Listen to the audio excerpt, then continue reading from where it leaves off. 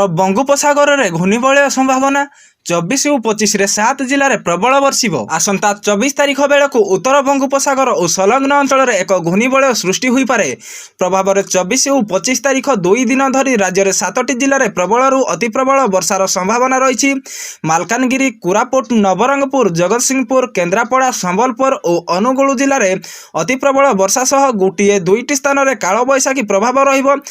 दृष्टि रखी यही 7टी जिला आज ऑरेंज वार्निंग जारी होईछि। एथिसह दक्षिण और उपकूल ओडिशा रे विभिन्न जिले में प्रबल वर्षा हेबाकु थिबा बेले येलो वार्निंग दिया जाइछि। 22 और 23 तारिख में मयूरभंज, केन्दुझर, सुंदरगढ़, झारसुगुड़ा, बरगढ़, संबलपुर, देवगढ़ जिले में प्रबल वर्षा हेबाकु थिबा बेले उपकूल और पश्चिम ओडिशा रे गोटे दुईटी स्थान में काल बैशाखी प्रभाव रहिबो। सेपटे 24 और 25 तारिख में प्रबल और अति प्रबल वर्षा हेबाकु थिबा बेले तलिया अंचल और अंडरपास रे जलबंदी समस्या सृष्टि होई पारे। सहरांचल रे दृश्यमान क्षमता ह्रास और ट्राफिक समस्या उपजिबो बोली एसआरसी सतर्क कराइछंती। सेही भली समुद्र अशांत रहिथिबारु 22 रु 25 तारिख पर्यंत मत्स्यजीवी को ओडिशा उपकूल प्रवेश उपरे कटकणा लगा जाइछि।